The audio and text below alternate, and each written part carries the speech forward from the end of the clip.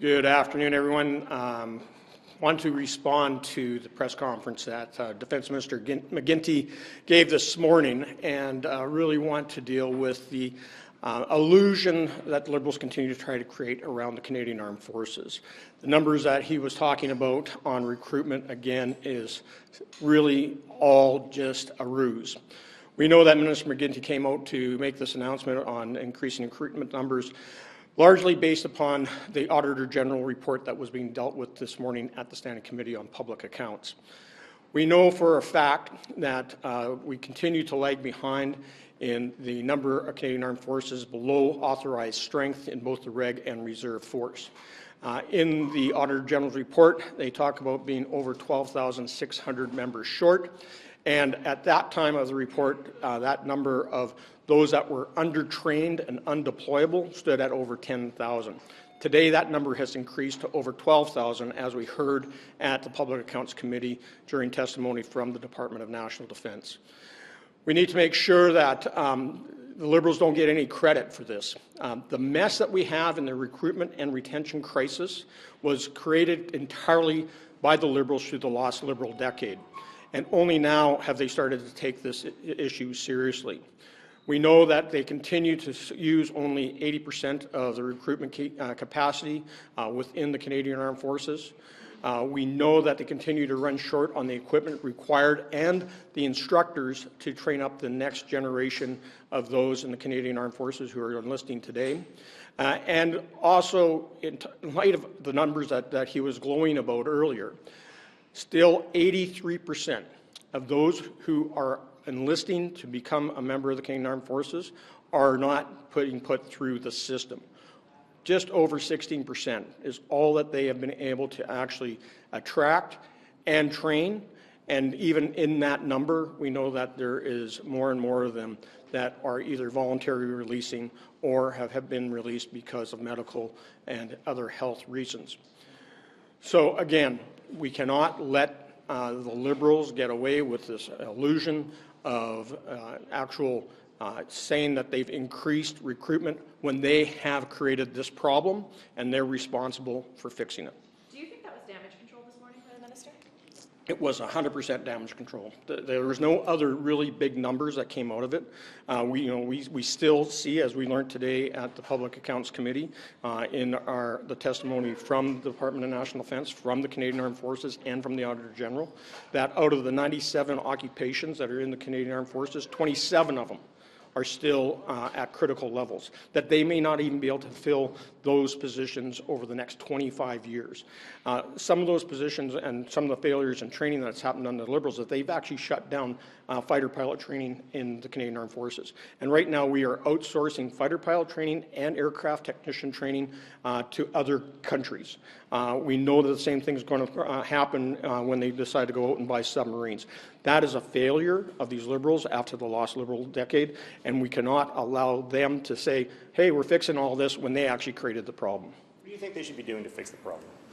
Look, we have always said that they were underinvesting over the last decade. We know that the way they've gotten 2% is through creative accounting, and again, it's just another illusion that they're at 2% when over 0.54% of GDP that is being attributed now to national defence is actually coming from other departments that have been moved underneath national defence spending. That doesn't increase capability. That doesn't increase the ability of our Canadian Armed Forces to be a reliable ally, never mind defend Canada here at home.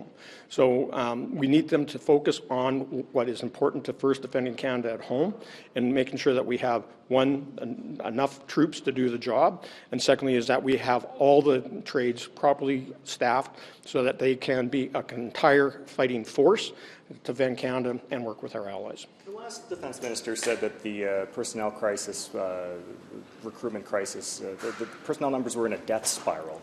Do you think that we're out of that yet? How would you kind of characterize the situation based on what you heard today and based on what the Minister said today? So we heard that from Bill Blair when he was Minister of National Defence. We heard it from the former Chief of Defence Staff, Wayne Eyre, as well.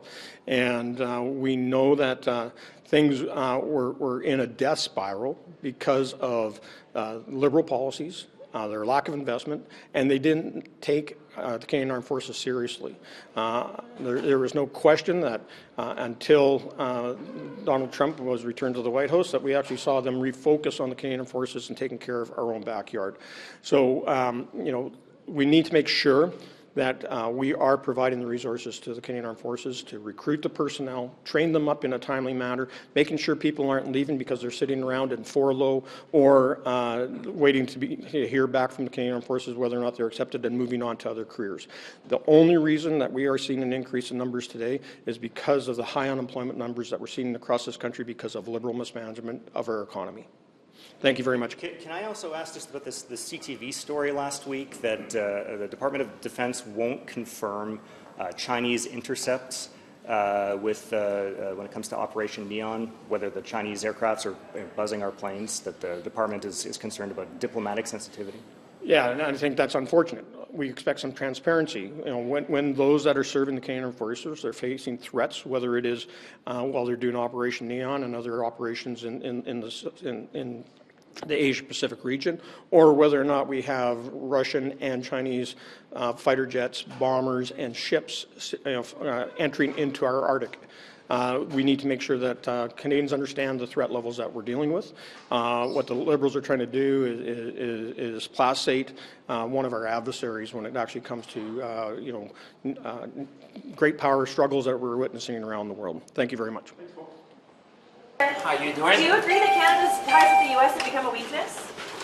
Well, I would say, we're working with our partners, but at the same time, we need to diversify. I would say, that's the lessons that we have learned. We're diversifying, and if you look at our numbers, I think businesses have understood that the best way to ensure stability, predictability is to diversify our markets, and our numbers are showing that Canadian businesses are diversifying, which is good because you want more predictability in terms of trade. I'll see you later.